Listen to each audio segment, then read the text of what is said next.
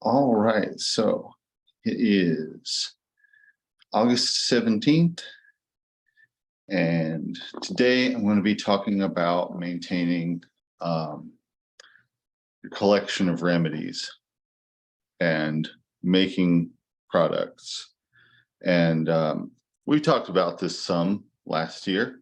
I'm going to talk about it with a little more depth and a little more technicality to it this time. Um, so in general, I would refer to this collection of remedies as a dispensary. Sometimes people use the word apothecary, which is also a traditional term for it. And I think that having a set of remedies that are accessible to you and that you're familiar with is a really important part of being effective as a practitioner. So when I first started treating people, I didn't have that. I didn't actually have any sort of fixed abode or anything at the time, or any space to keep anything other than with me. So at first, it was just kind of like I would talk to somebody, figure out what they need, and then go harvest some medicine for them. And that's very labor intensive, very time consuming, not super convenient for the person either that you're trying to help. So eventually I started keeping certain things with me, keeping remedies that I used a lot in my backpack, in my bag that I kept with me all the time. And if that's all you have, that can work pretty well. I know an herbalist who does it that way and who is basically they have a big backpack and they travel around with a bunch of tinctures in a big backpack and are able to interact with people and give them medicines and stuff like that. It's not the most convenient way to do it. But if you're in a situation where you have little enough resources, it can be the thing that makes the most sense. And so that's basically what I had for the first few years of my practice as well. It's just a small collection of things, and some of which I would keep with me all the time. So when you're figuring this out for yourself, figuring out one of the things you need to figure out is which remedies you want to keep in stock and in what form. So which things are you likely to need? What things are you likely to need more of rather than a small amount of, and so forth. And that is going to differ depending on who you expect to be treating, who you expect to be working with. So if it's just if you're working out of your home and you're working just with family or a small group of people, that's one thing. If you have a practice like this where you're set up and people are coming to see you, you're going to see different stuff. You're going to see more chronic health issues. You're going to see things that are maybe specific to demographics that nobody in your house belongs to. Like, for example, if you don't live with an old person, there are certain things that you're not likely to encounter in practice that would be very common if you were working with a population that did include old people. Or the same with little children. There are certain things that are childhood illnesses that you're not likely to see in adults, or not as likely to see in adults. And so, knowing that sort of thing is important, and what kind of context you're interacting with people in. For example, I actually have two separate dispensaries that I mostly keep them separate. I have my mobile clinic, and then I have my actual stationary regular old clinic.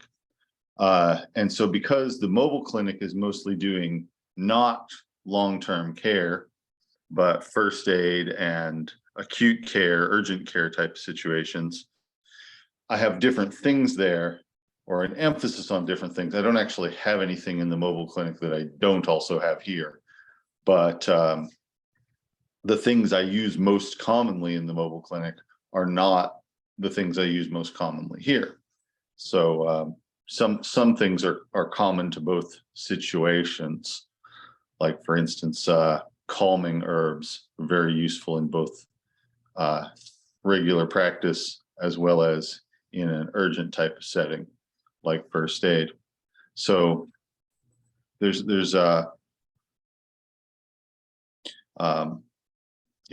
different things that might be more important in different situations. So what I suggest that everybody does is make a list of their most essential remedies. Make a list of the remedies that you feel are most essential for you to be able to comprehensively treat and help the people around you, the people that you expect to be working with. And you might not know what that is at first. You might not have a very intuitive sense of what that is. And as you go along, you're very likely to revise what that consists of.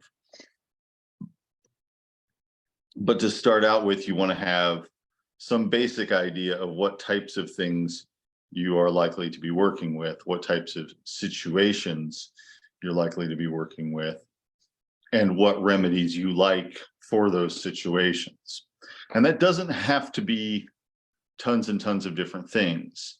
For instance, my father used probably about, I don't know exactly how many, but I would say 20 or 30 different herbs. And that was really all that he used and that he was, intimately familiar with.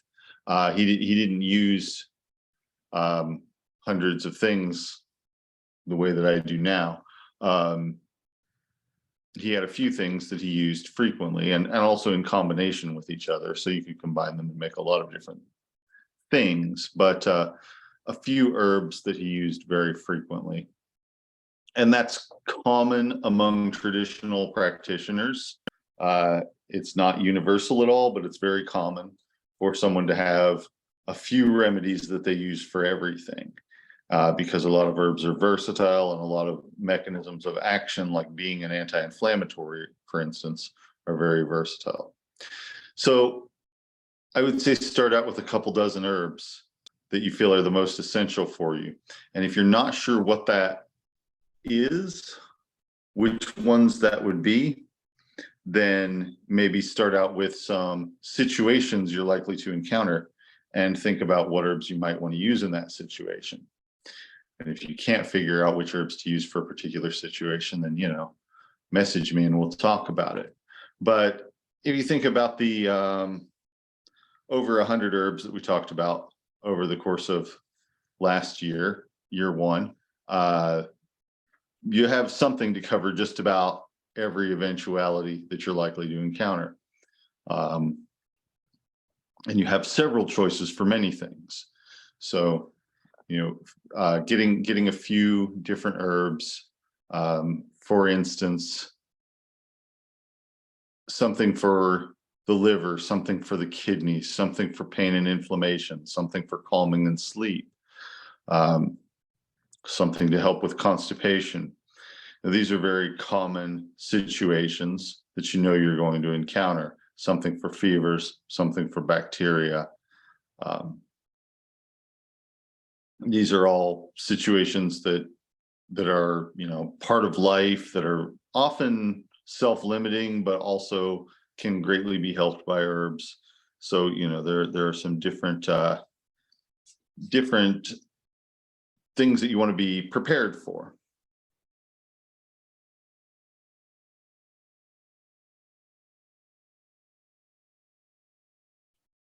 So there's a comment saying that it feels like if we get past the 20 to 50 herbs, it gets into things that are either hard to find or have some complications with using them, maybe along with prescriptions and things like that. And that can be true. I mean, worldwide, there are a lot of very simple herbs, but there are, in the US market, there are really not that many that are very common. And so that can definitely be true. So, that's making your list of your essential medicines is, I feel like, the first step towards having a good setup. That's really an important foundational step that you can take to increase your capabilities as an herbalist and as someone who is representing plant medicine in your community, is just, coming up with that list. So for you, what are a few dozen herbs that are essential and that are going to allow you to do what you do?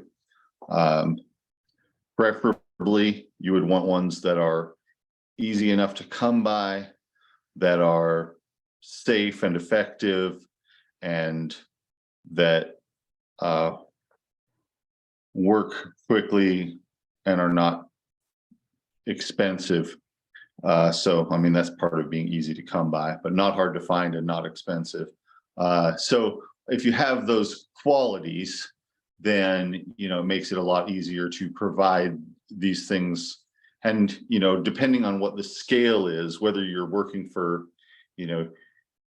a household of 4 people, or whether you're working for a social circle with 50 people, or whether you're working for a whole community with hundreds of people, that's going to determine sort of what scale of production you need. And it's also going to sometimes make the difference between whether an herb is appropriate to use for that group of people or not, because it might be easy enough to come by a particular herb in sufficient quantities for 4 people, but not so easy to come by that same herb in sufficient quantities for 400 people. So that's something to consider.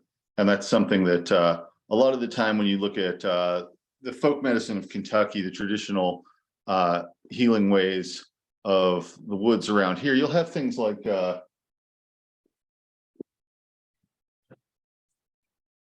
this, like golden seal, which is we saw this on our summer herb walk, but you can, if you're the herbalist for an extended family group, which is the usual situation, is that somebody would be, the person that their kids, their siblings' kids, and maybe their cousins and their cousins' kids would all come to for medicine. And if you're working with that size of a group of people, then you can probably find plenty of golden seal to use it in quite a few situations.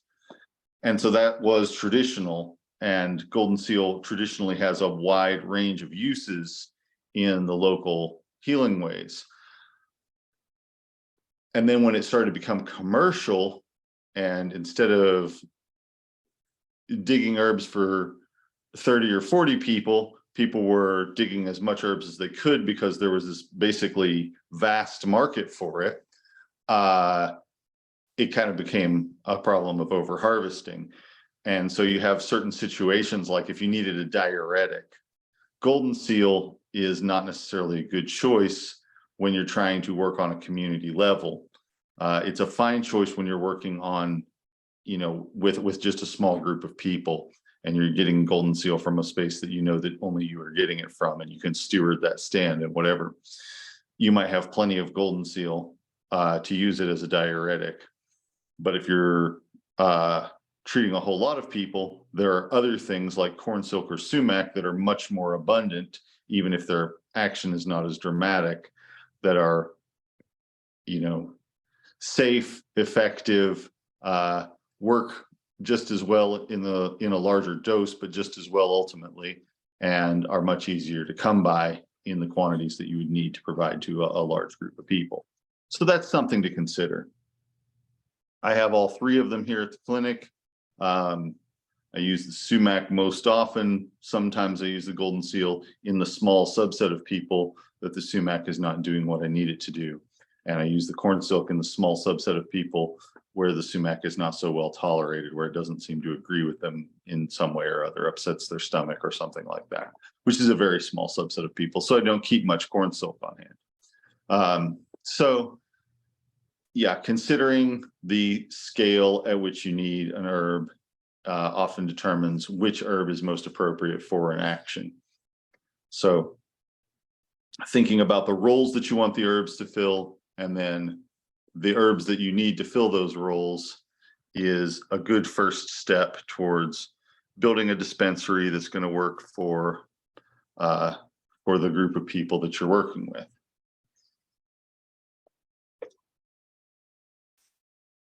Once you've done that, you need to think about sourcing.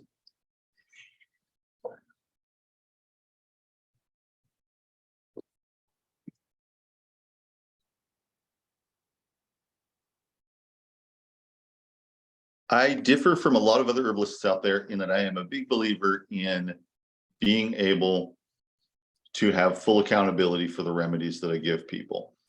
I want to be able to tell somebody where this garlic has been from the time that it was growing until the time that I hand them a bottle of garlic extract.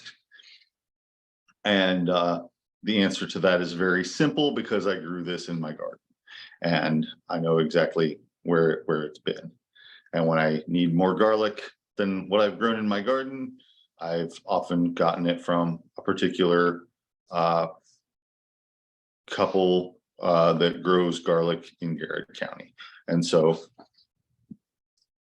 I know where their stuff has been too. And I've, seen their farm and where it comes from and everything like that.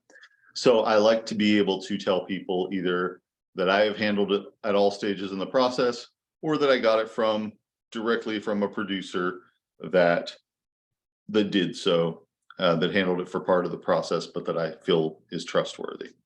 So that's kind of been my way of doing things. That's actually very traditional in my family. There's actually a poem from medieval times about giving medicine to people, and when you're carrying the medicine, not looking to the left or to the right, but keeping the medicine in your field of view so that you can be sure that nobody slips some poison in it while you weren't looking. And the point of it is, I don't actually do that. I do actually leave this medicine and I go home and stuff like that. But the point of it is that you want to know where it's been. You want to know what's happened to it so that you have quality control. There have been times when quality control was a huge, huge issue in the herbal medicine world. It's a lot better than it used to be. But I'm still not all that trustworthy. But most people who do herbal medicine and who make herbal medicines do buy herbs from suppliers. And I do with some things, I do with a few things, especially organically grown culinary herbs, which are easy to find. And when you have organic crops, a lot of the time there is actual traceability of who they came from and where they've been because of the certification process.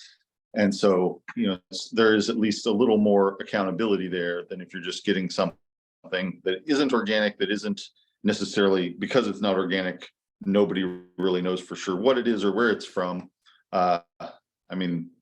You should at least be able to know country of origin with anything that's being sold in the US.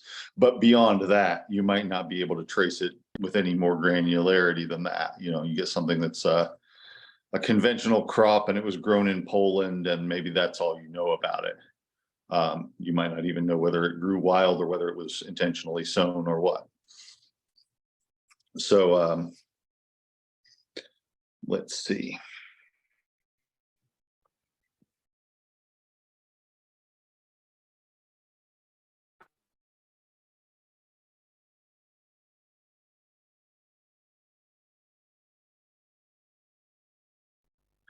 Hang on just a second.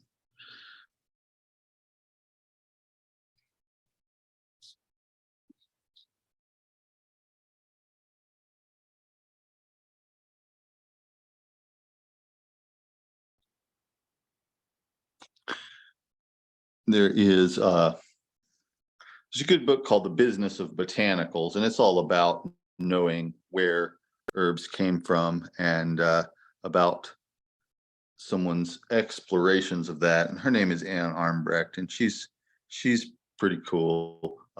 So just put a link in the chat box to AnneArmbrecht.com, which is her website. And if you get a chance to read her book, The Business of Botanicals, it's a very interesting insight, and I think a previously not very available insight into the world of the international trade in herbal medicines.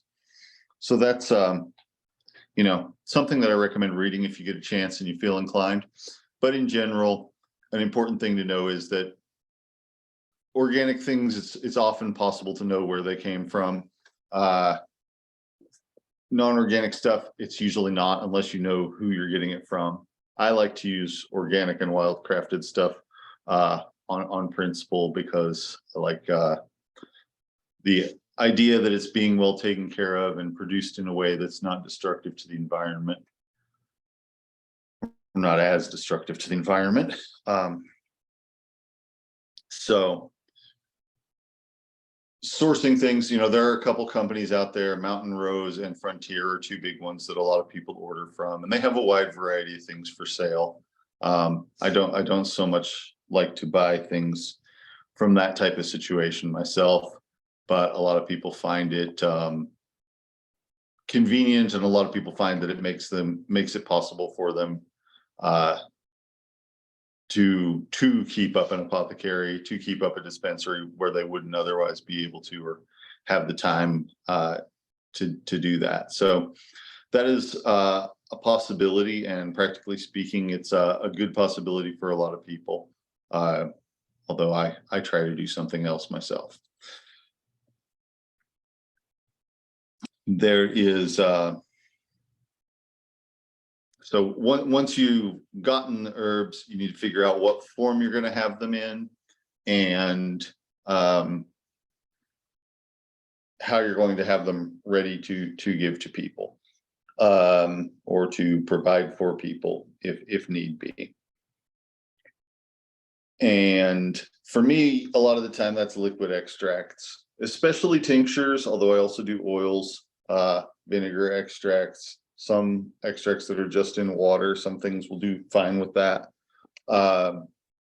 But I have at times made things into tablets, into powders, into bagged doses of teas and things like that. And as I've told you before, the main reason I do liquids, one of the main reasons I do liquids, is because it is easier for people to go along with it, and it's more flexible. I can hand somebody a bottle of something and I can say, take a tablespoon of this. And if I have 1 gram tablets, which are pretty big tablets, then I would have to say, take 15 of these, and they won't. So I don't try to convince people to take 15 tablets, 15 large tablets or 45 small ones, when I could just have them take 15 grams of the liquid extract. So that's something to be aware of. Other people might do that differently. Some people do like to keep encapsulated herbs. Some people do things differently. There are also a lot of people out there who don't like alcohol, don't want to take anything that has any alcohol in it. And so it's important to be prepared for options for those people as well. So making your list, figuring out how you're going to source the herbs, and then figuring out the form in which you're going to keep them. As far as sourcing goes, I do probably 4/5 or so of my sourcing as harvesting things from the wild. That is time consuming, but it is also well, it allows me to get good quality of product, the best quality I feel like that I could possibly get. And also, if you're harvesting from someplace, it's often something you don't really have to pay to do. So, it might make it more affordable to go out and gather things from the wild, the way that people have been doing since the beginning of the world. In some places, it's not allowed. In national forests, it's kind of iffy. Like some things they want you to have permits for and stuff like that. I kind of really consider foraging to be a human right, although it does become problematic if people are foraging on a commercial scale, people are gathering on a commercial scale. So that's one way of getting things. Buying things from people who grow them is another way, and growing things is another way. And we talked about all of that way back at the very beginning of year one, because I feel like it's very foundational and fundamental, and that essentially as herbalists we're like an ambassador between the world of living plants and the world of people. So I think that, you know, having good relationships with both is vital to what we do. So a lot of the time I will once I've gathered the stuff, make it into tinctures. I think this is some new elderberry that I've just harvested, making a tincture out of. I also make syrups and other things out of elderberry. But once you've done that, it's a good idea to have an organized apothecary. And I'm not always the greatest about this, but I do at least have something of a system in place. So for instance, I will have, these are the jars I dispense out of. I actually have bigger ones that are not, that are just kind of plain half-gallon mason jars that I keep in the dark. And sometimes I dispense directly out of those, and sometimes I put them in these nicer looking things. But the labels on these are, I have the common name, and then I have the Latin name under it. Valerian is a pretty much, there's only really one plant that's usually called valerian, not otherwise specified. But with a lot of plants, there might be some confusion if you just use the common name. So with this one, Lobelia, and then I've got it specified that this is Lobelia inflata. There are a few different species of Lobelia here in Kentucky. Lobelia inflata is kind of like the strongest one medicinally as far as being an emetic. You take a couple drops of it in your mouth, it really feels makes you feel nauseous. Great blue lobelia is another one that's probably more common around here than Lobelia inflata. And that one is a little bit less acrid, a little bit less pukey feeling. And then we've also got Lobelia pallida and Lobelia cardinalis, which are all native species here and are all reasonably common. None of them are what you would call rare. Lobelia cardinalis is like not something you'd find that often, but I don't really ever use it medicinally because it's pretty weak compared to the other lobelias. So I use the common name. Lobelia doesn't really have a common name. I mean, people just call it the genus name for its common name, which is true of a lot of flowers, plants. And then Lobelia inflata is the species. So this is a plant that didn't have a name in English until whenever it was categorized for scientific purposes, really. Didn't have a commonly used name in English. And so people started calling it Lobelia after Lobel, who was a botanist and herbalist. So having the Latin name on there is important to help distinguish between different plants that might have a similar common name. Usually it's possible to be specific without using the Latin name, but I really encourage everybody to use the Latin names. In my mobile clinic, I actually have, I think I have one of the jars from it here. Let's see, where is it?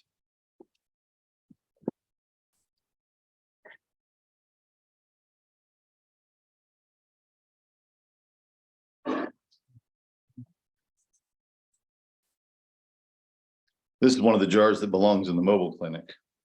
So in the mobile clinic, I actually used the common names from my heritage language, Irish.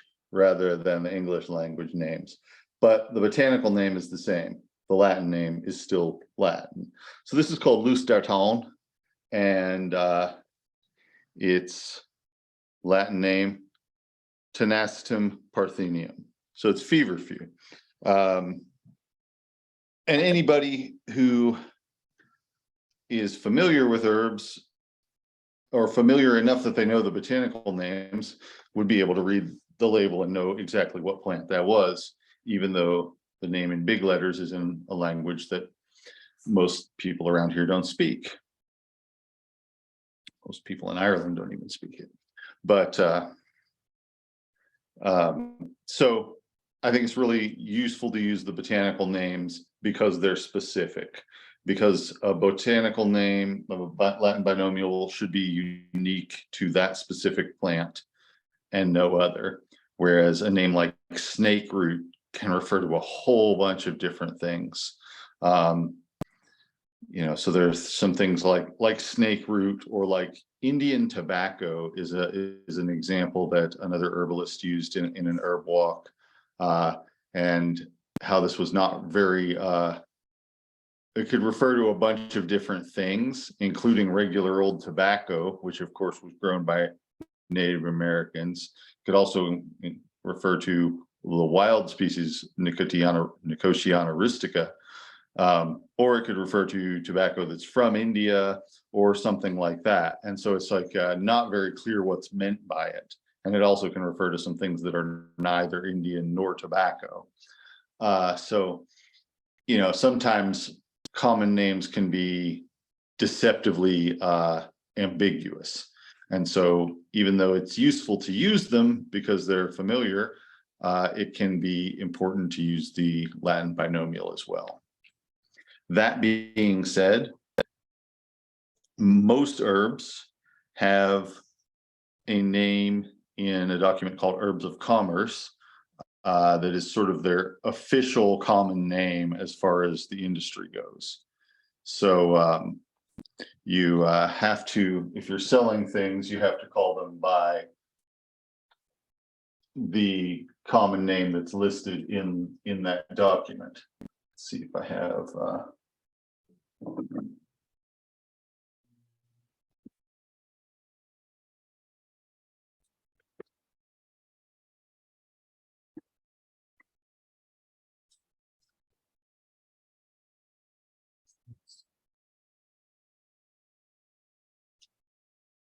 this one was called Eleuthero. Its Latin name is Eleutherococcus senticosus. And this used to be marketed under the name Siberian ginseng. It's not actually a species of ginseng. It's in the same family, but so are hundreds of other plants, including English ivy, for instance. I used to joke about calling English ivy English ginseng, just to make fun of people calling Eleuthero Siberian ginseng.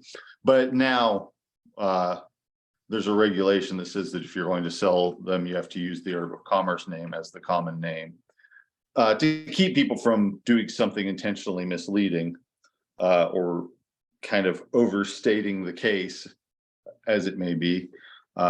People were, you know, calling it Siberian ginseng to make it seem like more like it either was ginseng or like it was something equivalent to ginseng, when really it's pretty different.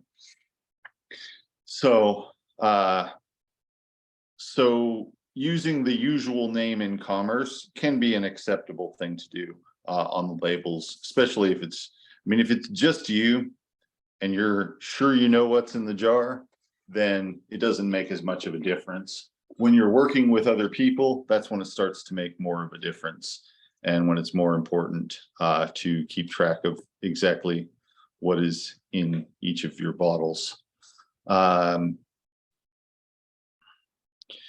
So the other thing you probably want to do is put the date on them.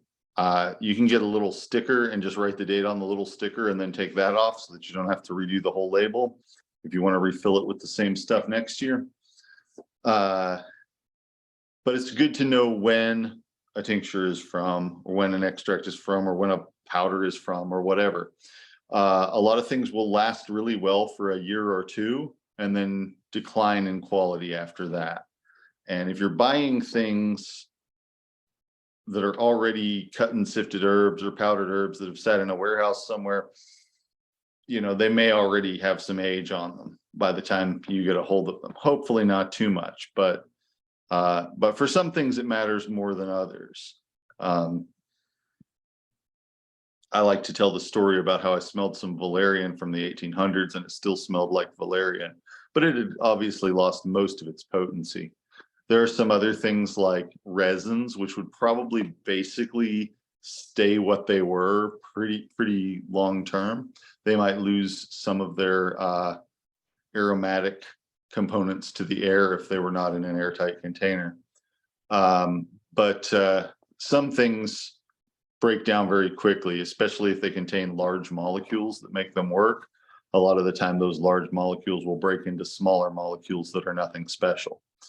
And so, keeping track of how long you've had something and disposing of it when it's old enough to be questionable, or if you taste it and it's lost a lot of its flavor, or smell it and it's lost a lot of its scent, that's a pretty good indication too that it's time to replace it. Hang on, I'll be right back.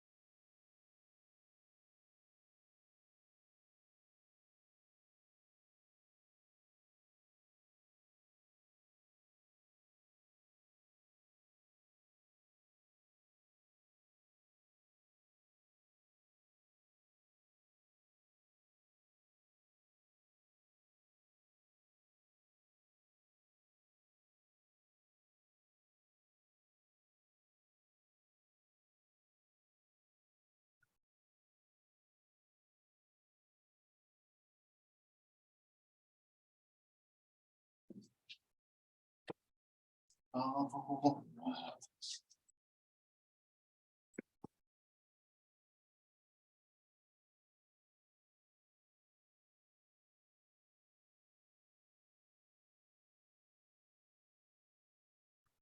Okay.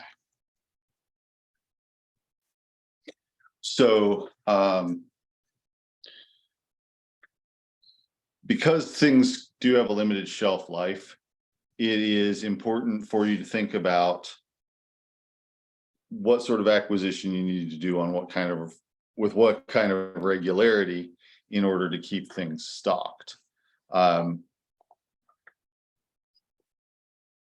My goal or my approach is like this. When I gather something, or if I'm buying something, I try to buy it when it's in season and when it's recent.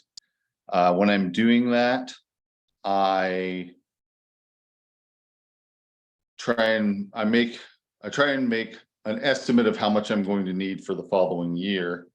And then based on that, I try and make sure I get enough of whatever it is. Because there are a lot of herbs that I forage, I try and split my year up into 24 separate half months and think about what I'm going to get in those half months medicinally. And actually being on Instagram has really helped me with this in the last 6 years, because I am always taking pictures of plants And then I can go back through my phone and see when that plant was in bloom last year. And that really helps me be more specific about which weekend I need to go out to get, this particular plant or whatever. So, having the photo record is actually really helpful for that.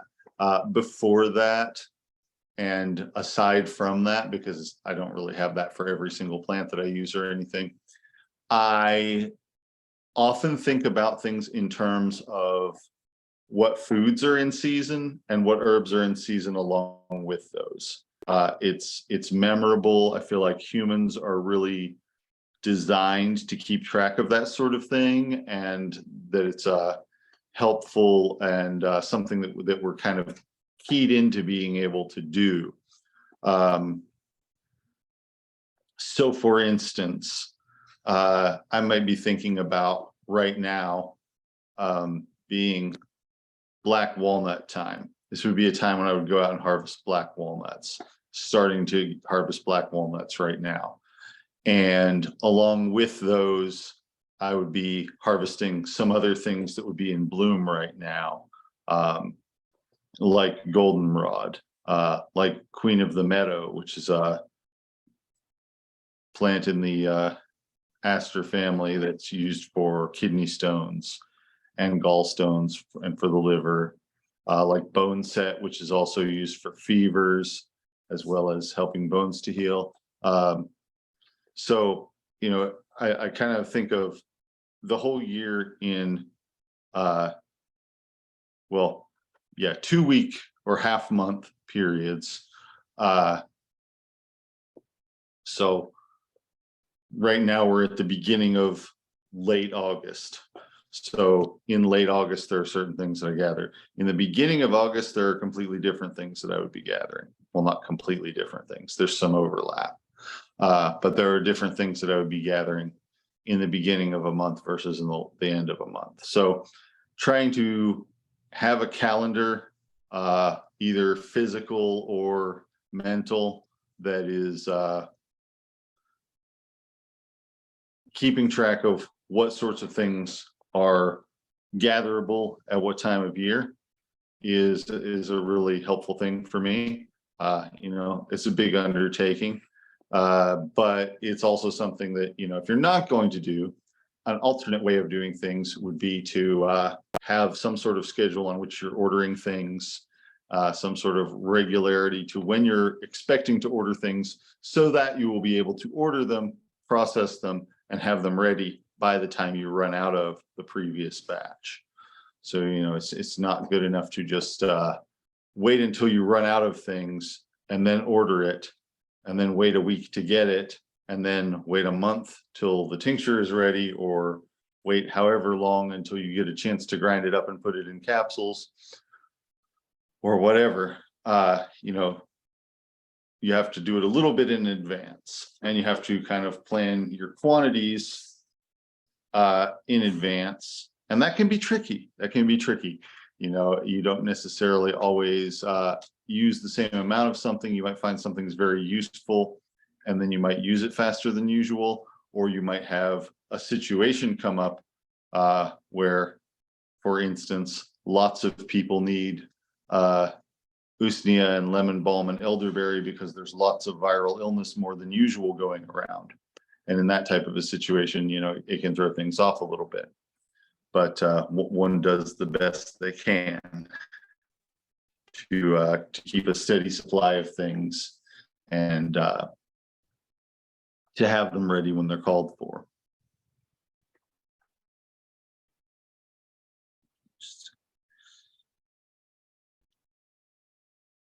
So I wanted to talk a little bit about something really boring, which is oh, there you are. Okay, the FDA, Food and Drug Administration here in the United States, has what they call current good manufacturing practices for dietary supplements. And this applies to herbal extracts and herbal products that are taken by mouth, for the most part. So this is something where if you are producing, if you are manufacturing herbal products, they have a set of guidelines that they want you to follow. And I'm going to send a link to this is a document that is kind of their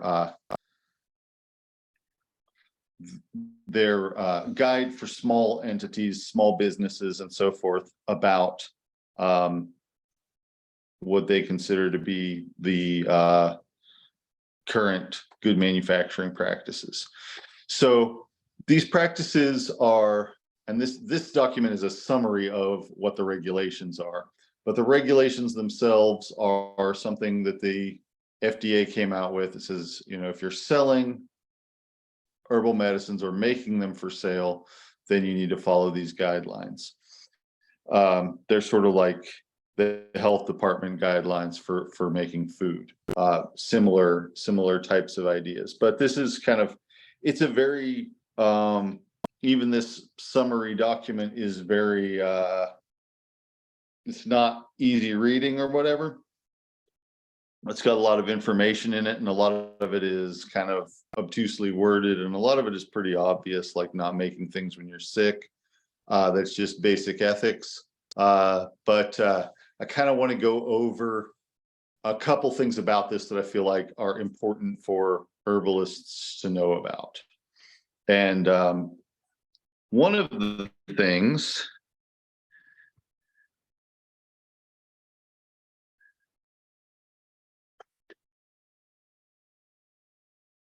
is this.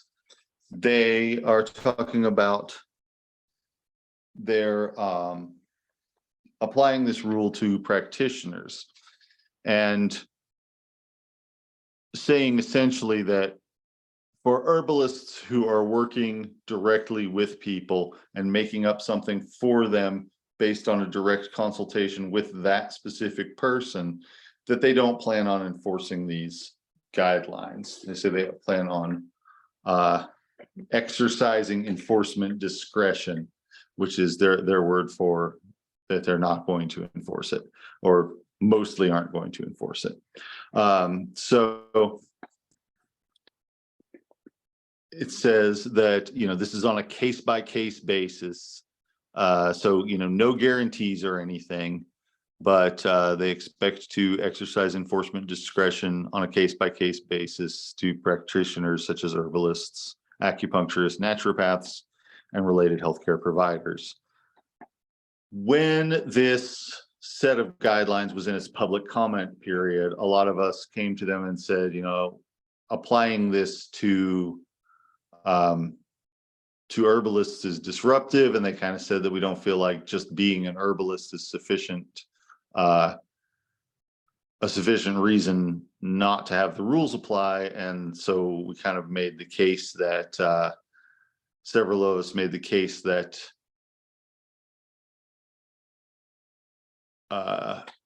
doing something that disruptive to traditional practices of herbal medicine kind of goes against World Health Organization guidelines for incorporating traditional medicine into healthcare. And I think that carried some weight with them. I think that argument carried some weight with them.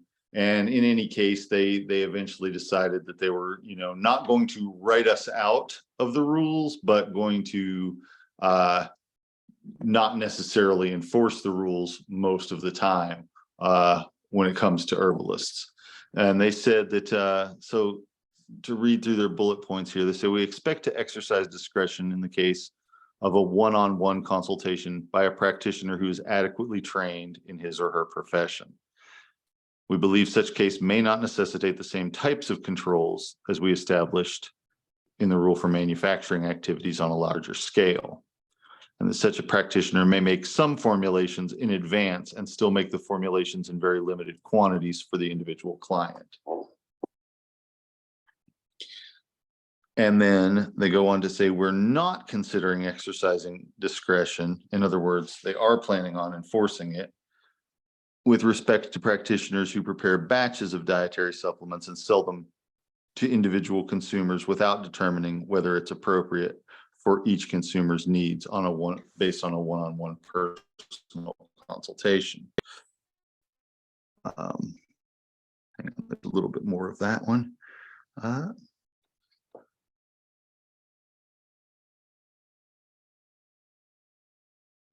sorry, that's the same.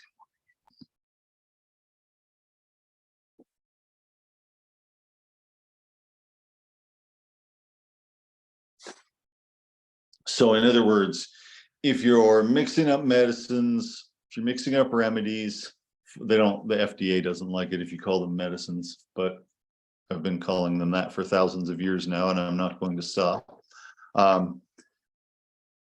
If you're mixing it up for an individual person, they don't really expect to enforce these rules against you in most situations, although they certainly reserve the right to do so. And they say they're not considering exercising enforcement discretion with people who make batches and sell them just to the general public.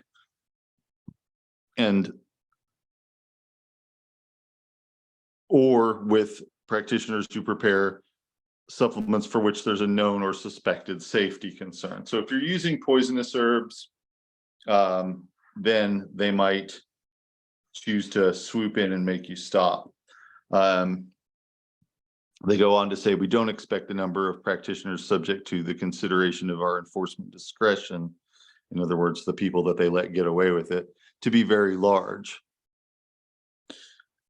So that's, generally speaking, if you're an herbalist and you're making up stuff directly for people, these rules, it's not so much that they don't legally apply to you, but they don't expect to be enforcing those against people in that situation.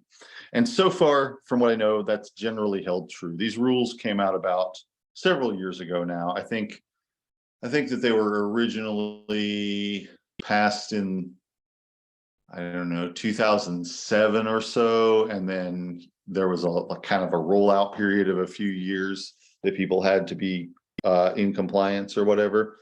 And so, you know, if you're an herbalist who's giving people medicines in direct consultation with them, that's one thing. If you're a product company, then they do expect you to follow all the guidelines and to have proof that you do, and which I'll get into in a minute here. But if you are selling things that are just, you know, ready-made products, like, say, you know, a St. John's wort tincture that has your label on it that you sell, or a combination of tinctures that's for a particular thing that you just, you know, sell, then that's potentially makes you subject, or makes you more likely to be subject to this type of thing. The other thing is, and they don't really say this in there, they're generally not, in most cases, they're not doing anything about people who are not selling things in interstate commerce. So if you're just selling things locally, well, for one thing, they're not going to know, most likely. But even if they do, they're probably not going to bother with it unless it's in interstate commerce, because they're a federal agency. There are situations where they could legally, and I don't know the details about that, because I just don't know that much about the laws and regulations and things like that. My plan is always that I don't pay that much attention to the law, and the law doesn't pay that much attention to me, and we just sort of coexist without getting in each other's way. But you know, that can't always be relied upon. But so, you know, generally speaking, they expect to not, or to, you know, use their discretion about enforcing these rules when it comes to herbalists working directly with people. There are a lot of people out there who do exactly the opposite of that, who just, you know, have an online shop where they sell remedies in interstate commerce, and they don't get bothered by these people, although sometimes they do. And so if they do decide to call you out for it or challenge you on it, what that's going to start out with is just a letter, because these aren't actually laws, they're FDA regulations. And the FDA is able to make regulations because there's a law that says that it can, but they can't really just arrest you or anything just for doing this. They can warn you. And then if you ignore their warning and don't comply with what they're telling you you need to do differently, then they can arrest you. And so we had a case here in Kentucky a few years ago. There was an herbalist named Sam Girard, and he was making some different products and selling them. And they were things, they did contain things like bloodroot that the FDA considers to be, you know, in the category of having known or suspected health concerns. He was selling them in interstate commerce, and pretty crucially, he was making disease claims on the label, like saying that it was for cancer, which is a whole separate set of regulations telling you not to do that, but that is a definite no-no and will definitely get their attention. So they started out by sending him a nasty letter telling him he had to stop, and he didn't. And it really took a couple years before he finally got arrested for it. He basically ended up spending a few years in prison for what was essentially a victimless crime. Nobody was saying, I took this and it caused me harm or anything like that. In fact, quite to the contrary, he had a lot of people coming to the courthouse during the trial and saying, this helped me and stuff, but they didn't care about that. They cared about him following the letter of their regulations, which he was definitely not doing. So he ended up kind of acting on some bad legal advice from the local sheriff, who kind of told him that he could refuse to recognize the jurisdiction of the judge and that they wouldn't be able to do anything to him. And the judge didn't really agree with that. And so it ended up going badly for him. Making disease claims is a big thing that will get their attention. That will, especially if you're doing it on a scale where people are finding out about it. But you can go to their website and they actually publish the letters that they send to people. They're a matter of public record. So if they send you a letter, then that letter will be a public record. I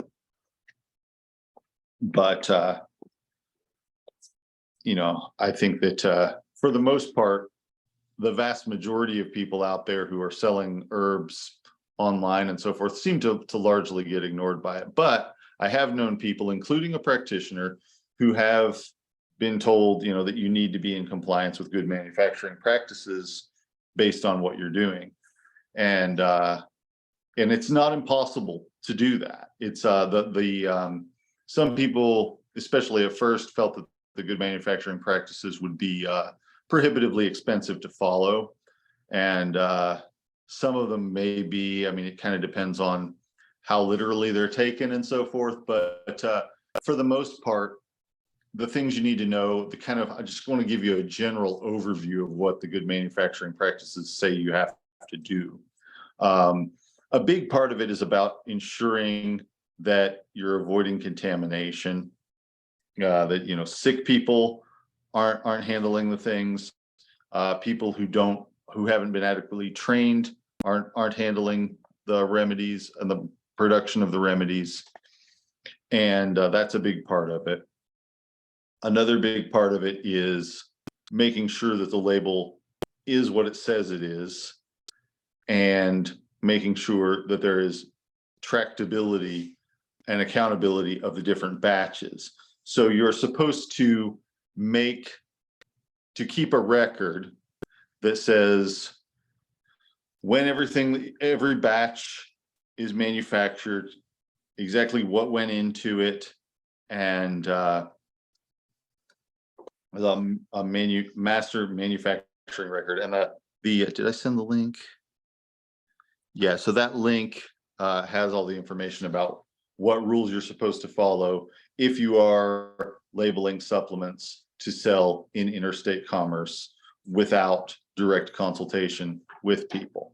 So, which, I mean, I don't even do that. I don't even, you know, I don't like have a product line that I sell. I don't think of myself as a product company. I think of myself as a practitioner.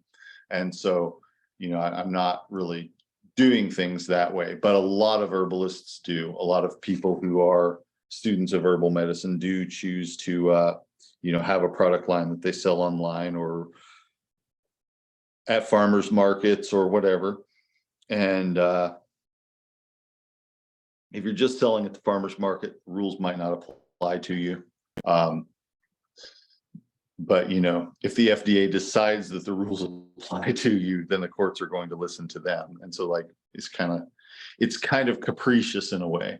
The regulatory stuff can be kind of capricious, but the absence of regulatory stuff can be kind of capricious too. So, you know, I can remember a time when off-the-shelf herbal medicines were often not really what they were supposed to be, not only low quality, but adulterated, contaminated, which is when it happens by accident, and also adulterated, which is when somebody puts something in there that isn't what it's supposed to be. A real famous example was, I guess this would have been in the late 90s when this happened. There was a supplement that was supposed to be helpful for people with prostate cancer.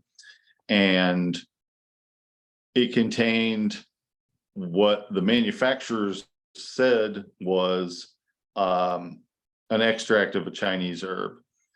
What it actually was a drug called diethylstilbestrol, which is a potentially problematic drug that works with estrogen receptors. But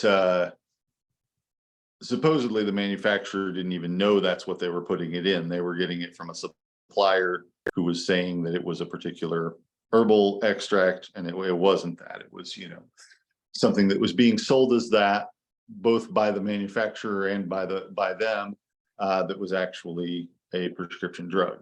So, you know, things like that used to happen sometimes. And you know, so there's some good and some bad in there being more regulations about it. But it's good to be able to navigate them. It's good to, you know, a lot of people don't strictly adhere to them, but you should at least know if you're not strictly adhering to them, so that you don't end up being blindsided if you get a letter in the mail saying you need to be adhering to these things, or we want to inspect your facility and see where you're making these things, and so forth. So, you know, it's definitely something that is an issue of concern for people whose main revenue stream is making products and selling them to, you know, in a retail or wholesale type of situation. Which, you know, I conceive of what I'm doing with my dispensary as being something rather different than that. I really think of it as being that what people are paying me for is my labor, and that the products are things that I'm, you know, acquiring and then processing, and then that's the work that I'm doing. And I mean, there is some expense involved as well, as far as bottles and things like that. But for the most part, what I'm charging for is the work of making the medicine and dispensing the medicine for the people. And, you know, my main role is as someone who's here to educate the people about what herbs would be useful for their particular situation. And so far, you know, the FDA hasn't ever reached out to me about anything like that. How do you determine the price? It is pretty arbitrary. The way I determine the price is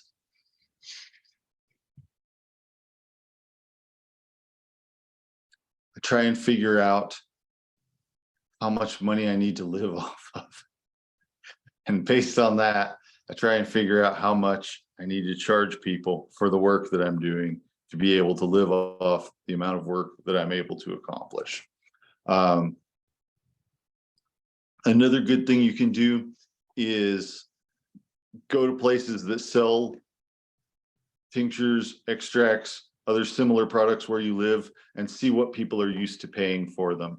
And that is probably something like what the market is likely to bear. You know, you might be able to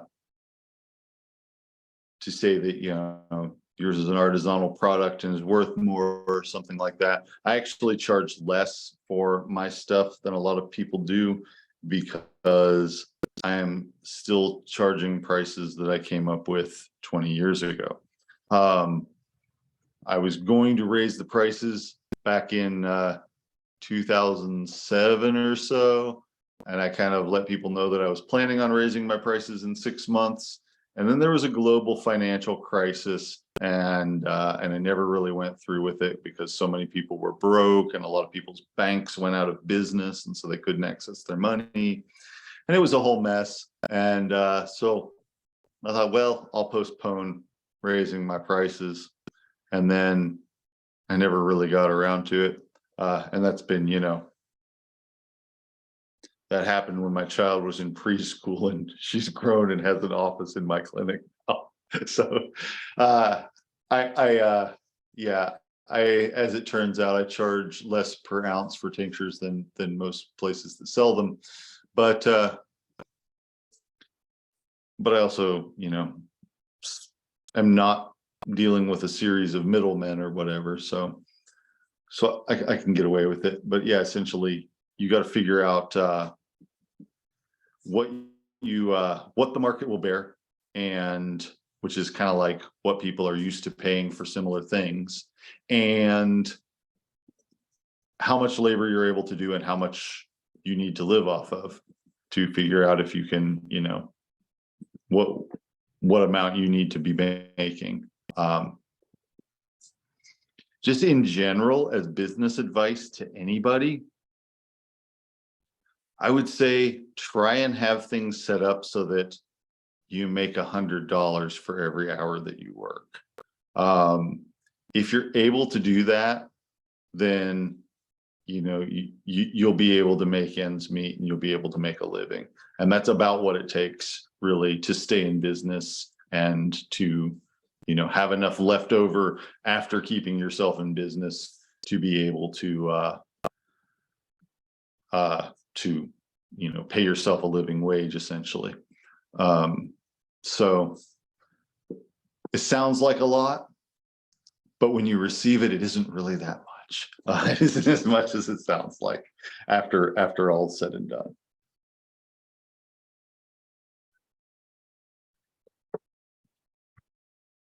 But as far as my extracts go, I charge $12.50 for a 1 ounce tincture, and $25 for 2 ounces, and up to $200 for 16 ounces. So I don't actually cut the price when someone's buying a larger quantity. So I'm just kind of, you know, charging a bulk fee based on how much of my labor in making the batch of herb is going into that person's the dispensing I'm doing for that person. Also, what I do that is different than what you would see at a retail herbal company or whatever, I charge the same for all the medicines, all the remedies. I don't have like a different price based on what is in the bottle. And some people, I mean, I don't think that would really work so well as a retail type of situation. But like I said, my business model is that I'm essentially charging for a service, not a product, and the service is making the product. But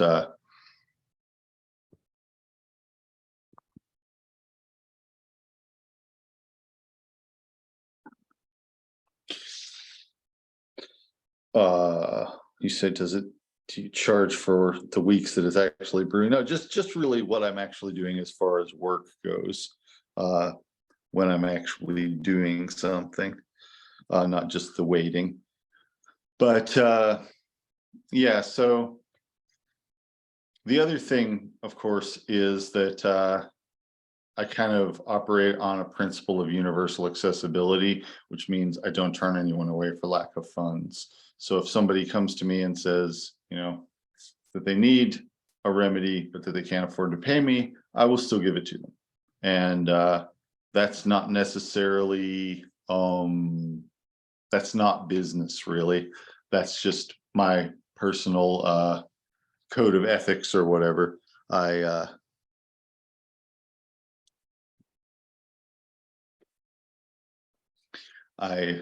don't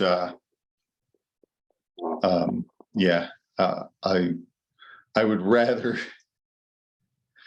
I would rather risk going broke than risk letting someone die that I could have helped, or letting someone suffer that I could have given ease to. And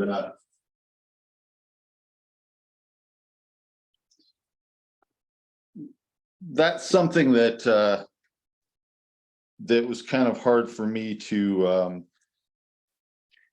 come to. I mean, like I struggled a bit with that earlier on in my practice, but I had this case book that I've shared with you some from before, from the 1600s.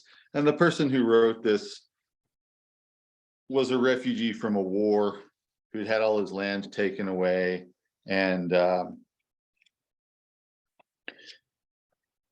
he did it. He did the same thing. He treated people for free when they didn't have funds. So even in this particular situation, is treating somebody who's a family member of one of the people from the military tribunal that took his land away.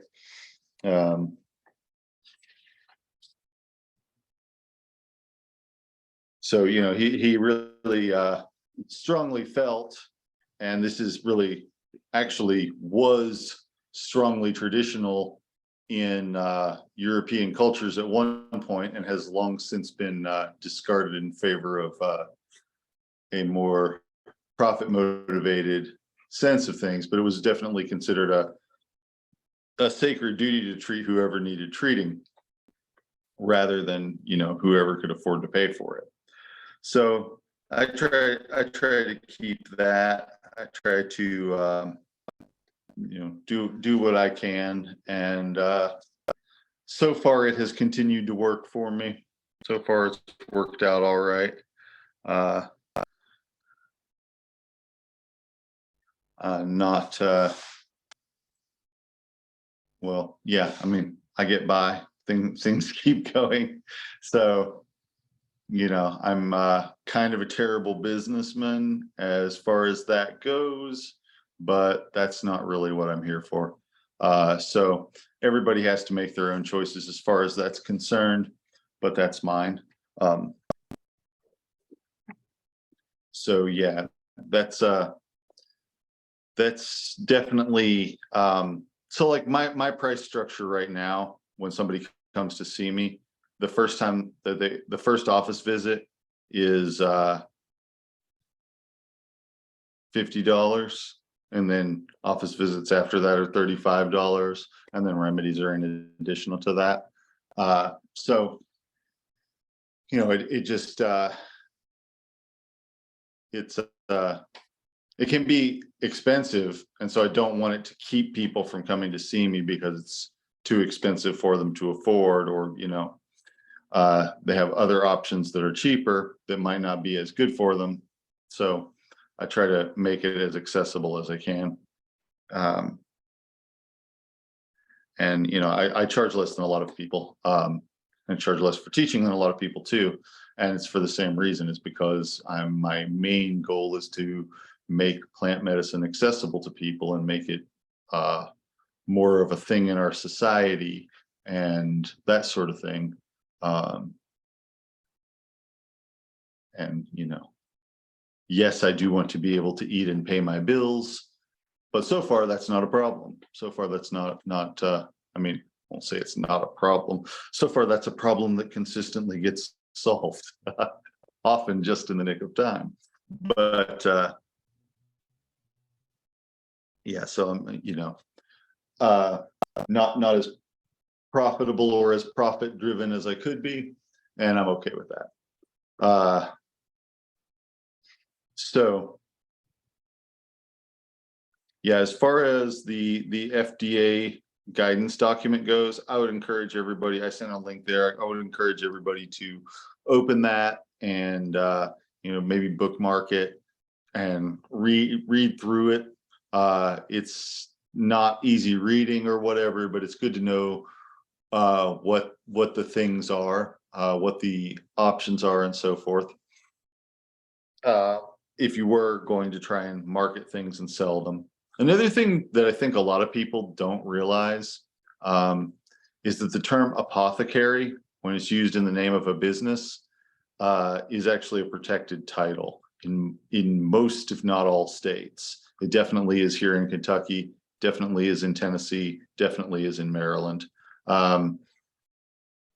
So it's unless you actually are a licensed pharmacy, you're not allowed to use the term apothecary in your name, but lots and lots of places do. And if you look on Instagram or other places like that, lots and lots of individual practitioners who are making and selling remedies use the name apothecary as part of their business name. So any of those people run the risk of at any time being notified that they have to stop, and then if they don't stop, they run the risk of getting in legal trouble for it.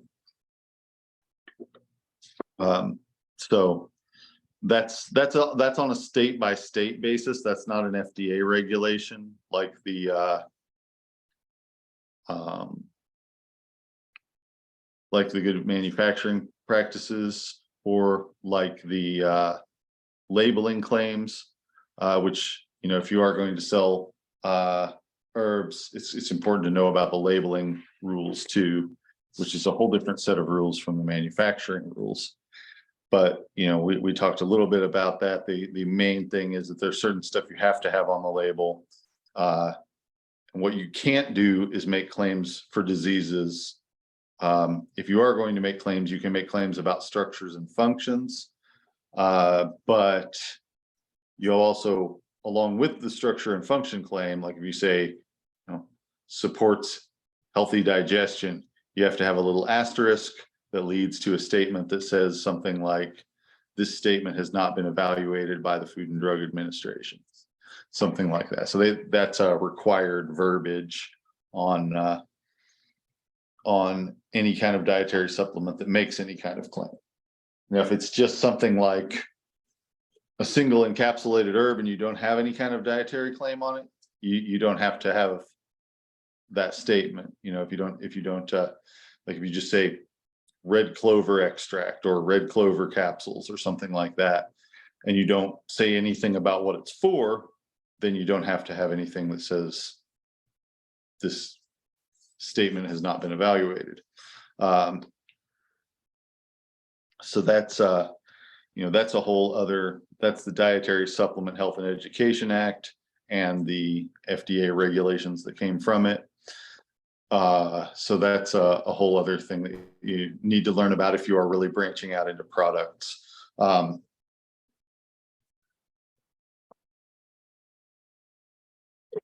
But it's really not necessary for when you just have your own dispensary that you're making stuff up for people from.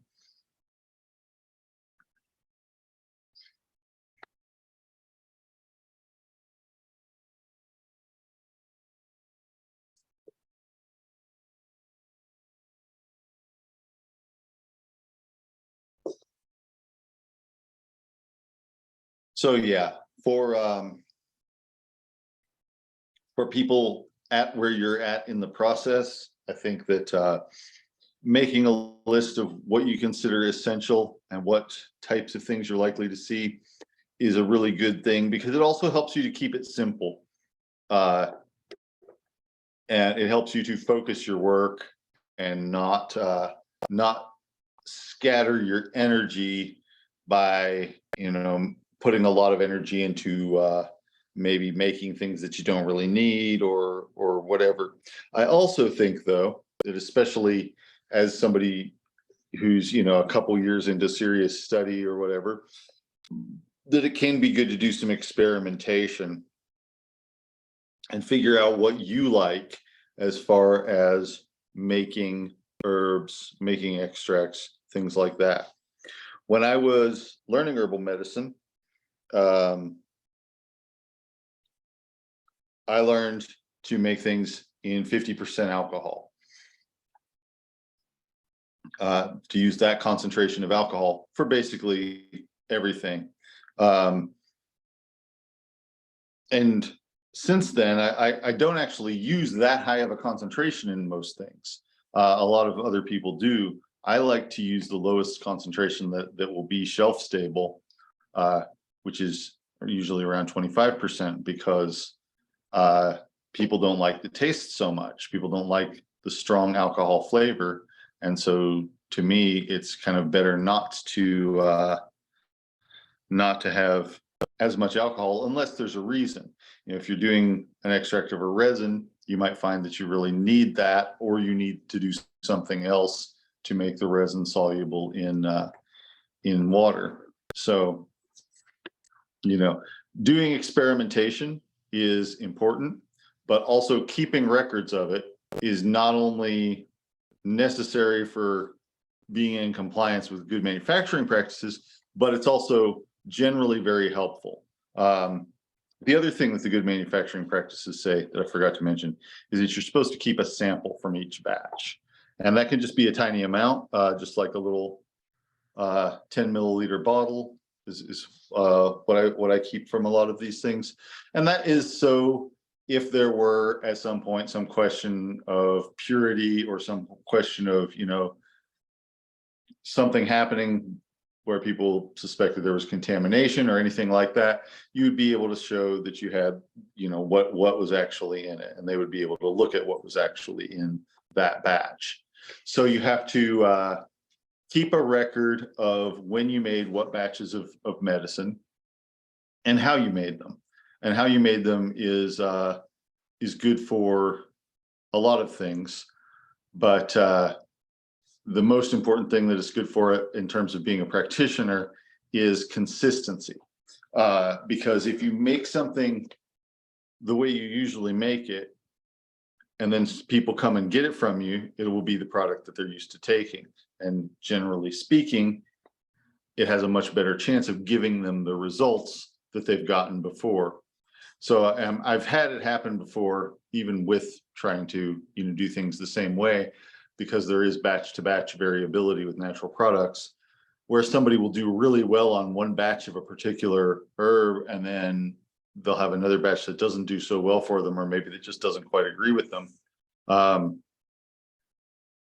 So that sort of thing can be weird, but you want to minimize it the best you can by standardizing your products, by making it the same way, measuring what you're putting into it, and consistently using the same quantities, and insofar as possible the same qualities, which is the best quality you can get of herbs. And that way you get a consistent product, which is going to, for one thing, it's going to really scare people off if you don't have a consistent product. People really are used to consistency in products. So even the inevitable batch to batch variation can sometimes put people off.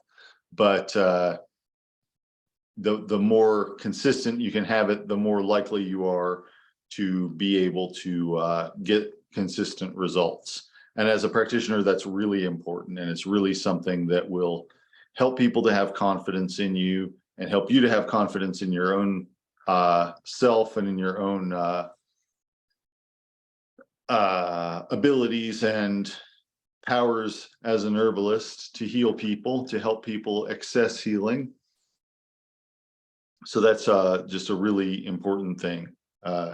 And the keeping some records is really useful for that, as well as other things, as well as being able to look back on what you did last year and so forth. And sometimes you might decide that you want to try things differently, and a lot of the time it might be a good idea to make 2 batches when you do that. For example, if I decide that I want to let my garlic dry and age for a few months before I make a tincture out of it, instead of making a tincture out of it when it's fresh, I'm going to get a different product.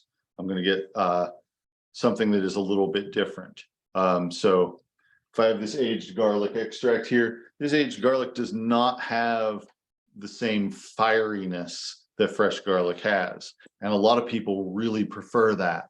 So if somebody is taking it for blood pressure, it's easier to get them to stay on it if I'm doing this one. But if I had just switched to doing it all this way, it wouldn't be as good for some other things. And some people who wanted that fieriness or needed the medicinal antibacterial properties of the stuff that makes it fiery might feel left in the lurch, or might be like, oh, this isn't the right remedy.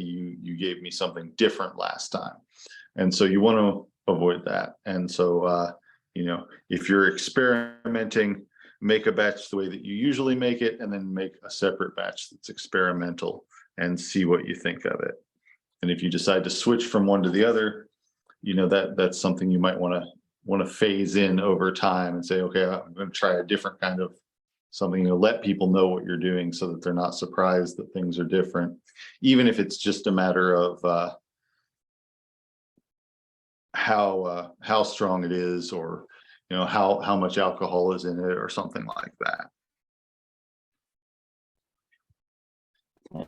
Just line up.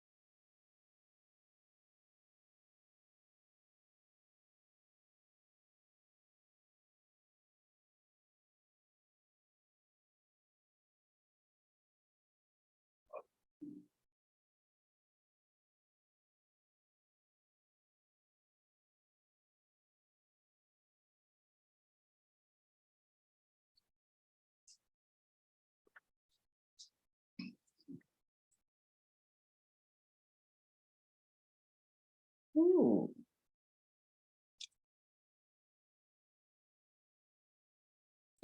All right, so sometimes you might hear people talk about standardized extract or standardization, and that's a term that has not been used, ironically, has not been used very consistently over the course of the last few decades. But essentially what it means is that it's made the same way every time. Sometimes people will talk about a remedy being like standardized to X% of a particular chemical. And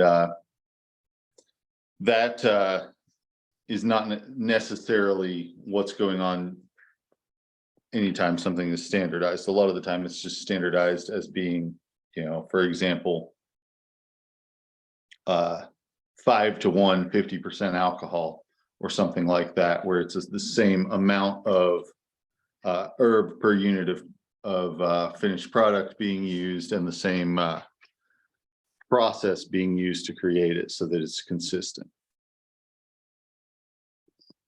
And that is usually what herbalists mean these days when they talk about standardization, although sometimes in historical or, in things that are maybe dated is a better word than historical, things that are not real recent, it might sometimes be used more to mean something that has been altered so that it contains a specific amount of a specific substance.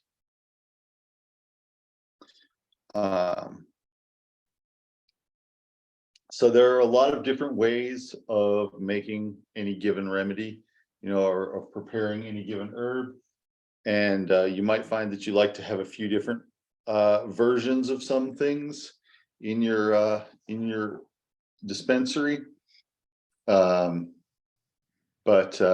it can quickly get overwhelming if you do too many things. So, I think that I probably have about 50 things that I use really often. And then I probably have another 75 to 100 that I use kind of often. And then I have a whole bunch of things that I very rarely use and that I have in small quantities and that I just, use occasionally. That aren't my first line treatment for anything, but are maybe something that I would use if other things didn't work out.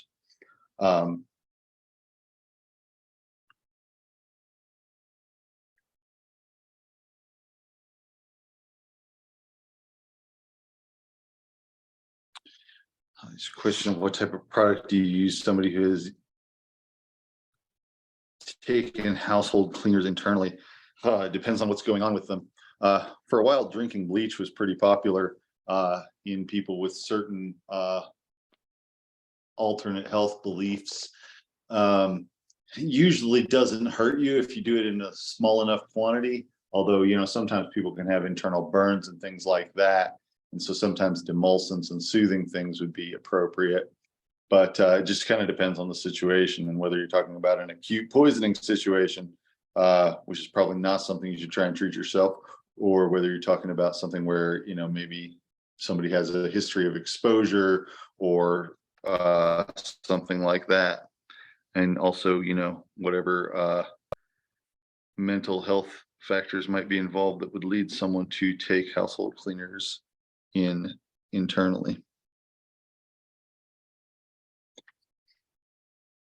Yeah, there was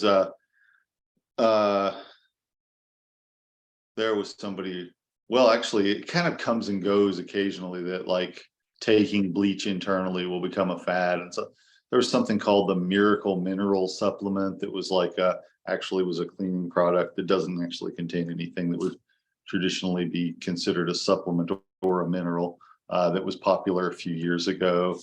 So, there's all kinds of weird junk out there. Yeah. So anyway, yeah, trying to figuring out which herbs you use. The herbs that you use have a lot to do with the character and sort of flavor of your practice. So, it can make a big difference to how your practice feels, how and that sort of thing, depending on what sorts of herbal products and medicines that you use. I think that there's the practice. Well, there's theory and strategy, and the theories and strategies can be similar regardless of what kind of herbs you have access to. But then, the quantity and quality and nature of the herbs that you use can make a big difference in terms of, whether you're using heroic, dramatic, intense remedies, or whether you're using very gentle remedies that are slower in their action and that sort of thing. Can make a lot of difference in terms of how your practice goes. So it's a really kind of a big deal. It's it's not purely an aesthetic thing like picking out a China pattern, although it can help. It can be an aesthetic thing too, but it's also, you know, a really big determinant of what sort of things you're going to be able to work successfully with. So, you know, I think that paying the most attention you can to getting the best quality of medicinal plants that you can get and handling them really well is the artistry of being an herbalist. And that's the craft part of it. And you know, I think of herbalism more like a skilled trade. In some ways, it's more like being a carpenter than it is like being a conventional physician, because it is a skilled trade that you're like learning through, maybe through apprenticeship, through on the job training, things like that. And that it is like a little different for everybody. It's not as standardized across across the world. And also it's something that is there are a lot of different ways to do it, but all of them have been around for a really long time. So anyway, I think that which herbs you choose is important. I think that, you know, for me, and not everybody agrees with me and not everybody does it this way, but for me and in my experience, using things that are from land that you have a relationship with, that are from where you live or near you, your bioregion, makes a difference. Makes a difference in the kind of quality of stuff that you get. Makes a difference in how consistently you can access those herbs and so forth. And then, you know, choosing which remedies to use. And like, you know, as I always say, as I have said a lot of times, I really prefer to use a less intense herb in a larger quantity than a more potent, more intense herb in a smaller quantity, if I can get the same types of results, because it just gives the body less disruption.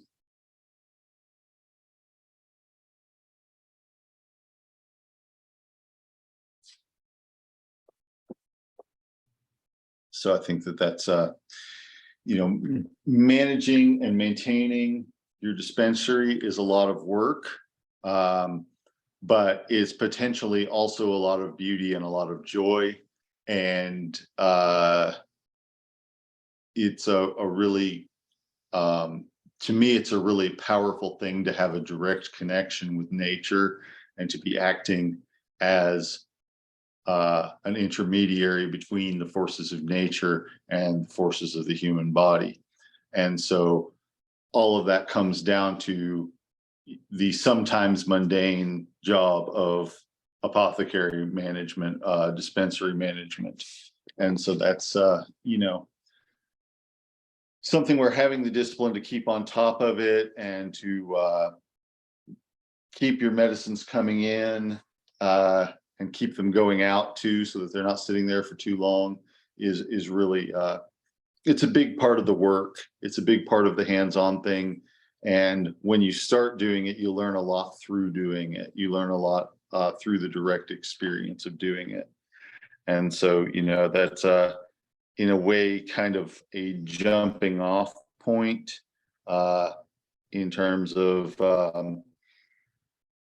building your own practice is, you know, having a bunch of remedies to use and having the responsibility of using them, having the, you know, it's kind of like you have to use them so that you don't waste them. You don't want to be wasting them. So it gives you more of an impetus to use them. And then in using them, it gives you more of an impetus to go out and get more of them and so forth. And it becomes, you know, a self-perpetuating thing at some point where you're providing a service to your community, and ideally you're also providing a service to the ecosystem that you're getting the herbs from, because you're not just going out and extracting, you're going out and, you know, managing these stands of herbs, or else you're growing them in your garden and tending them and so forth. So it like really gives you that direct connection with nature that I feel like is the source of the powers and abilities of an herbalist. So, you know, I strongly encourage everybody to, even if you don't have a lot of clientele or people who are coming to you yet, to sort of build it with the expectation that people will come to get medicines from you, and then, you know, try and make that happen. So yeah, it's quite a process. It's a lot of the doings of being an herbalist, is making sure that the medicine is there to give to the people. And you know, I think it's something that requires a lot of learning beforehand, but you know, being able to identify the plants, being able to grow the plants, being able to understand the plants so that you know that you're harvesting them in a good way and so forth. But I feel like everybody here is essentially to that point by now. And so I think that, you know, even if you're just working with a small group of people and only want a small quantity of medicine correspondingly, that having a place where it lives, having a place where you keep your medicine, having your medicine, you know, kept and organized and ready to go is a useful thing to do, both in terms of personal development and ecological stewardship and your place in your community of whatever size it may be, as an herbalist, as a student of herbal medicine, which all of us are for as long as we, you know, continue to stick with it. So any questions about any of that?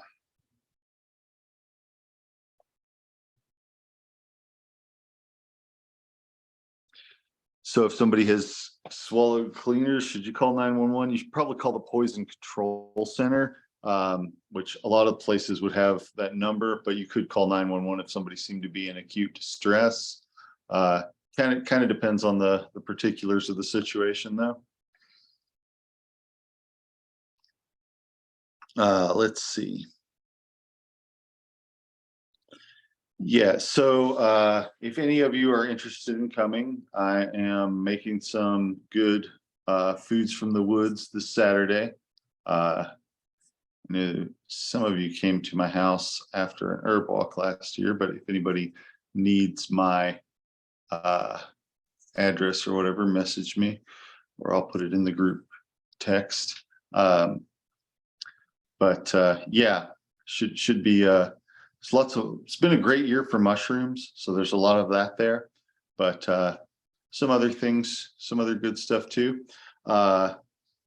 And I would love to see any of you there who have the chance to come.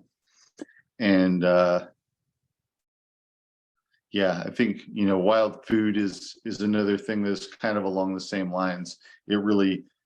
The calendar of when wild foods are ready really helps to keep me going out to the woods. It's like, if I don't go out this week, I'll miss blackberries, you know. And so I want to make sure that, you know, it's kind of like, I don't know, I suppose it's a little bit like performing a trick and getting a treat, but it is good positive reinforcement, and it's a good way of keeping track of, you know, what's going on at the same time, because you know that if you go out in blackberry time, you're going to find certain herbs that are ready at the same time the blackberries are ready, pretty consistently from one year to the next.